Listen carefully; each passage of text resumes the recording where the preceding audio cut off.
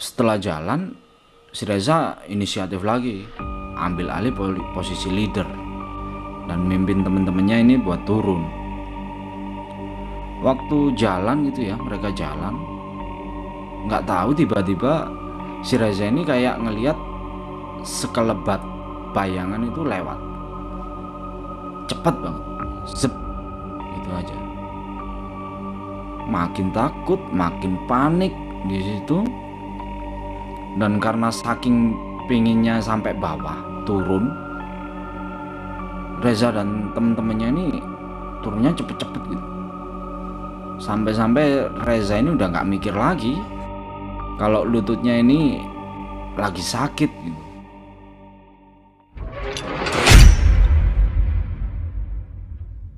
Halo teman-teman semua. Di video kali ini akan menceritakan tentang pengalamannya Reza waktu naik ke puncak Salak 2. Ini bareng temen-temennya, ada 5 orang. Cerita ini nih dimulai waktu Reza sama temen-temennya bikin rencana buat naik ke Gunung Salak. Akhirnya mereka ngobrol-ngobrol, disetujui deh kalau hari Rabu mereka bakalan naik ke puncak Salak 2 via Aji Saka. Si Reza ini naik bareng 5 temennya, ada Ari, Amir, Firman, Randi, sama Bayu. Sebenarnya ada satu orang lagi yang ikut tuh ya, dan dia ini sebenarnya yang paling paham gitu, paling tahu jalur ke puncak Salak 2. Tapi mendadak dia ini batal, nggak jadi ikut. Akhirnya Rabu malam mereka jalan sampai di base camp Abah Narta itu sekitar jam 1 malam, dan ternyata di base camp sepi, nggak ada siapa-siapa, cuman ada rombongannya si Reza aja.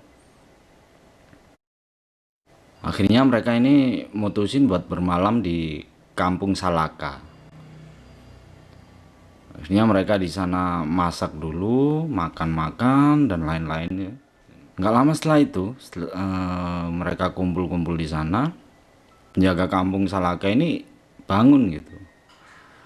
Langsung salah satu dari temennya si Reza mendatengin tuh penjaga buat bayar masuk kawasan lah ya.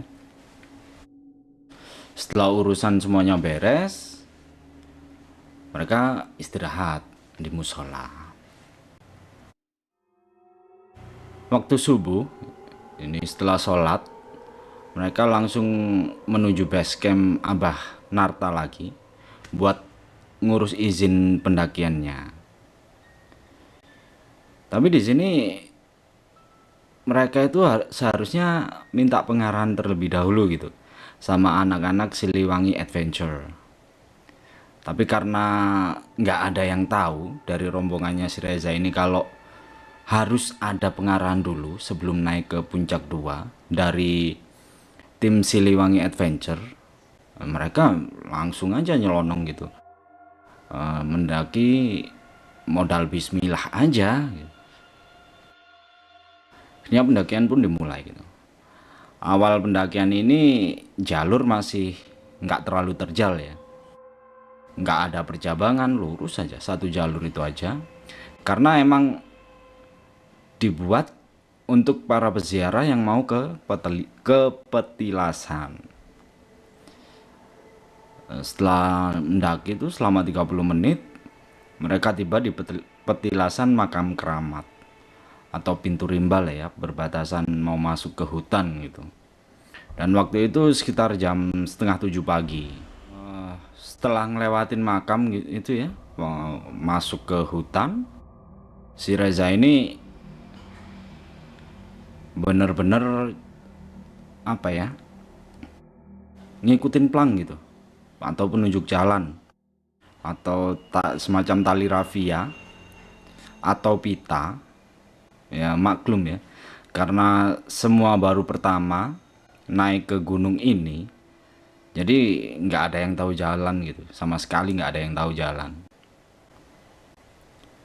Setelah jalan sekitar 45 menit, mereka sampai di pos Solomot dengan trek yang udah nanjak, tapi tetap gitu ya, ngikutin tanda-tanda dari tali atau pita tadi.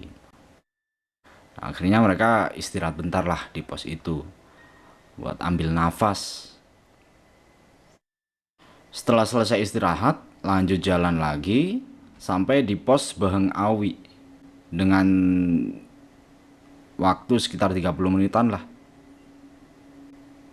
Dan sesampai di Beheng Awi itu mereka istirahat bentar. Dan jarak pos Beheng Awi ini ke puncak Salak 2 itu kira-kira makan waktu sekitar 2 jaman. Udah, perjalanan dilanjutkan, trek udah nanjak, sempit ya, jalan setapak gitulah ya. Dan waktu itu udah jam 12 siang. Dan sebelum mereka langsung ke puncak Salak 2, mereka ini mampir dulu ke puncak Fajar Kencana. Di sini nih mereka ketemu sebuah gua gitu. Dan di dalam gua ini ada kain batik. Nggak tahu mereka gimana ceritanya bisa ada kain batik di situ. Mereka istirahat di sini gitu ya, makan, ngopi. Dan mereka sepakat agar barang-barang kayak nesting, gas, kompor, daypack itu tinggal aja di sini. Dan mereka naik cukup bawa air mineral aja 1 botol biar lebih ringan gitu pikir mereka. Akhirnya jam 12:10 mereka ngajak lanjut jalan. Yuk muncak sekarang.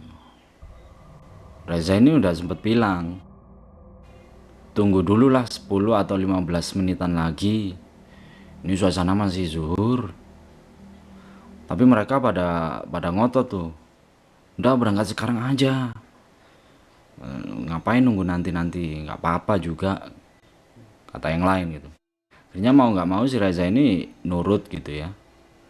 Dan meskipun perasaannya ini udah mulai nggak enak.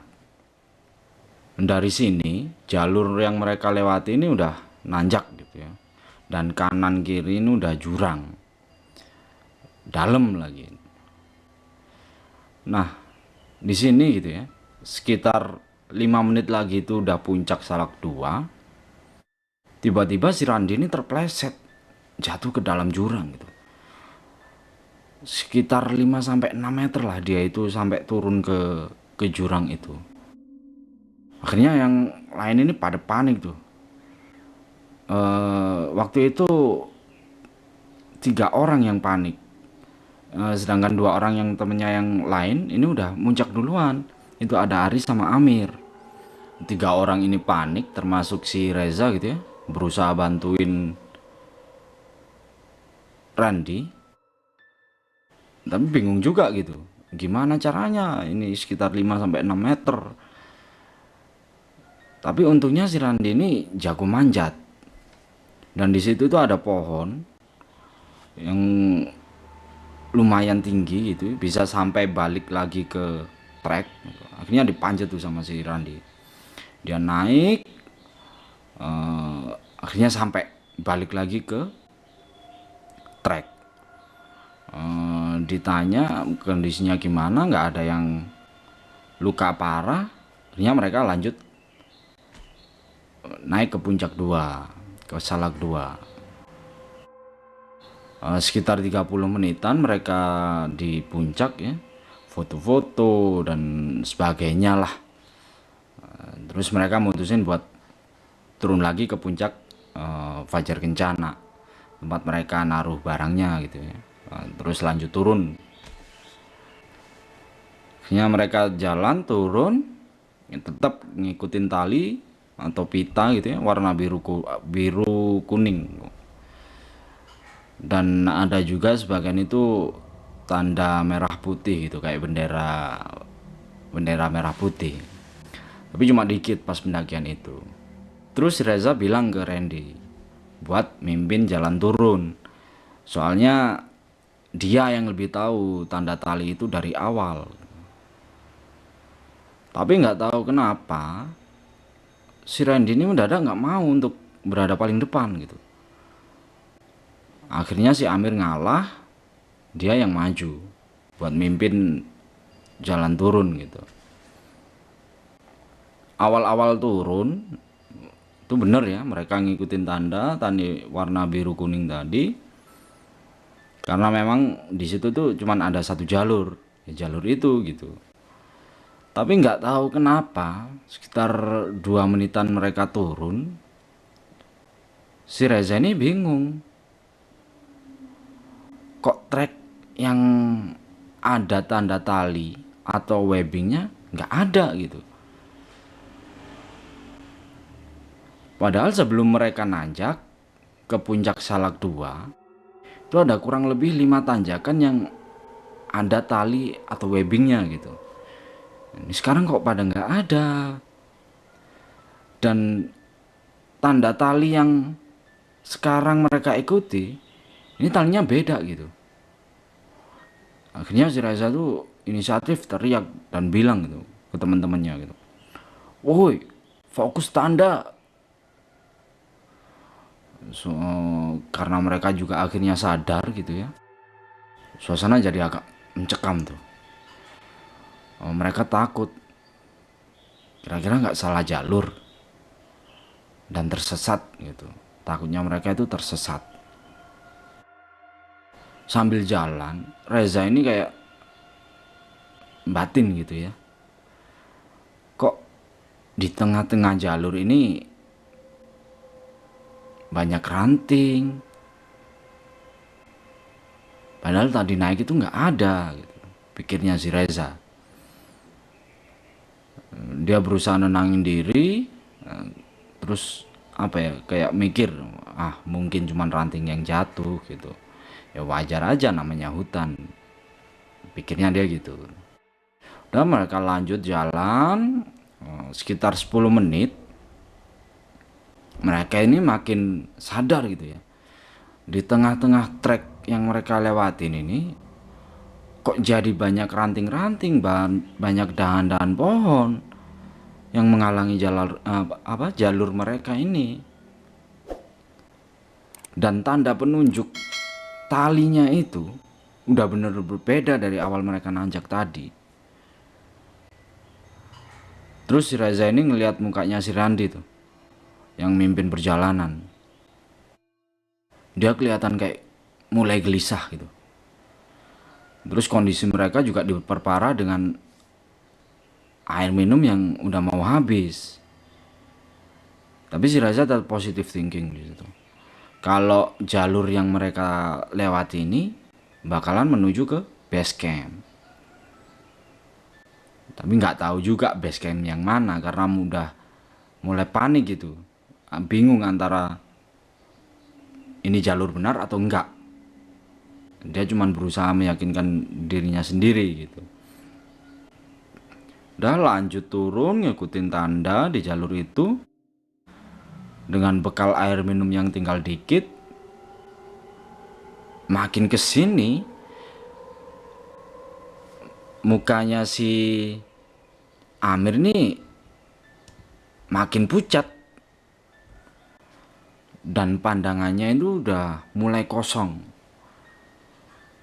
Nah, akhirnya semuanya kan bingung gitu ya, takut terjadi apa-apa sama si Amir.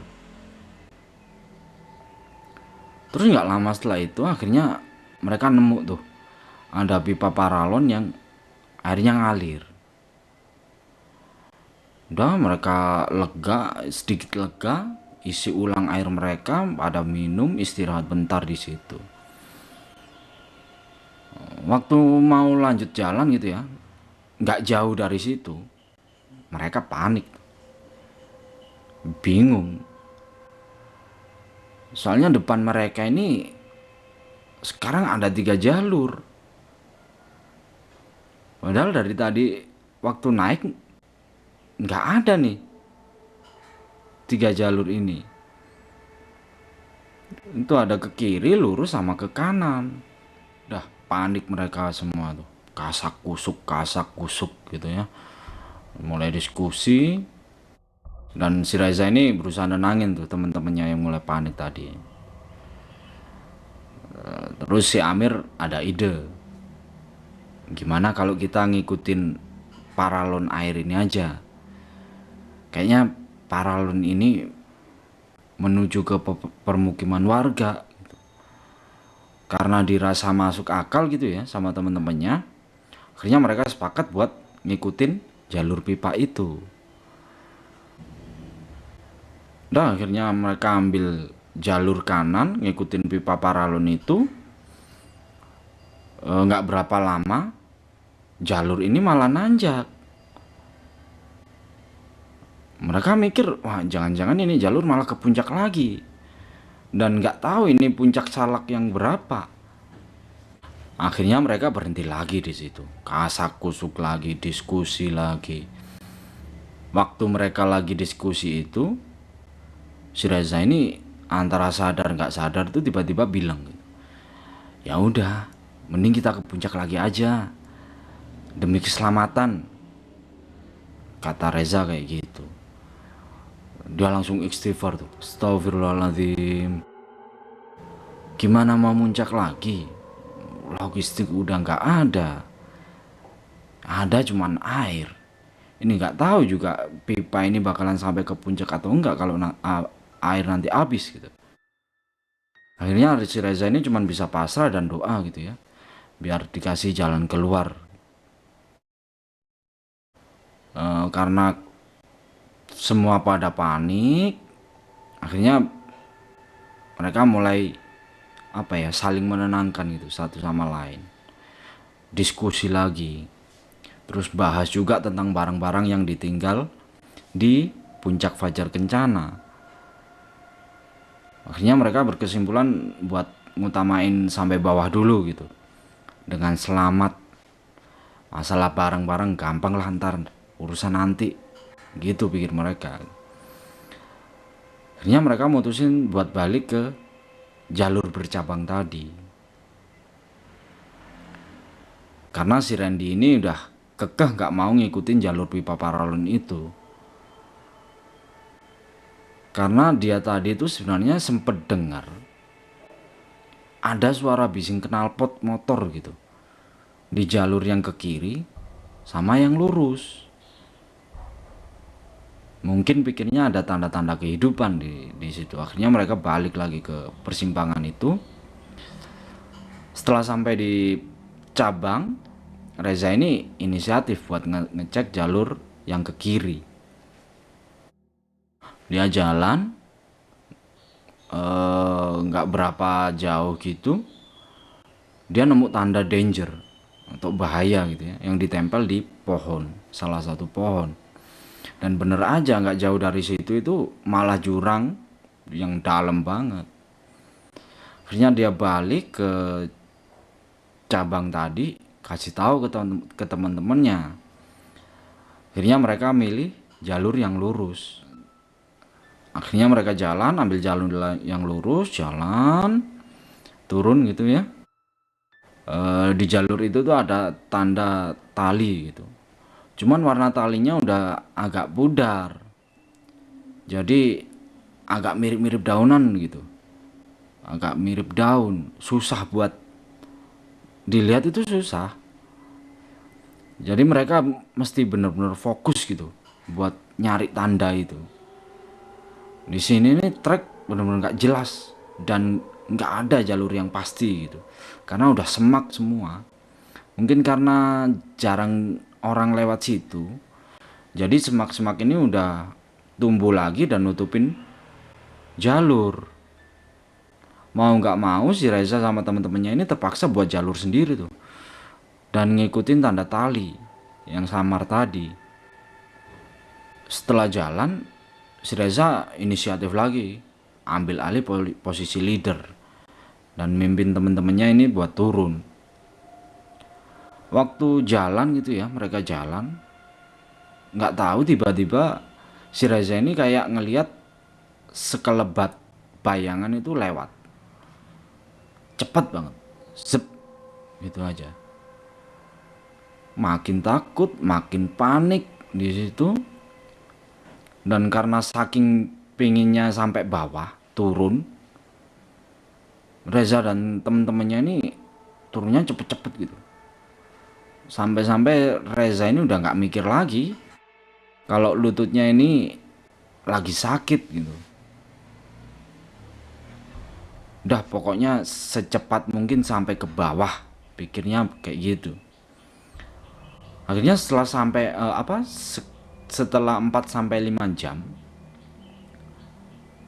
mereka ini sampai di hutan pinus, yang artinya ada peradaban yang nggak jauh dari situ. Singkat cerita, sampailah mereka di Curug Nangka.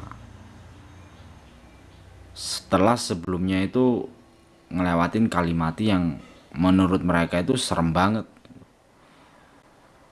Dan mereka akhirnya lega sampai di bawah dengan selamat. Setelah itu mereka langsung ke warung kopi terdekat dan kebetulan di situ tuh ada Pak RW Curug Nangka.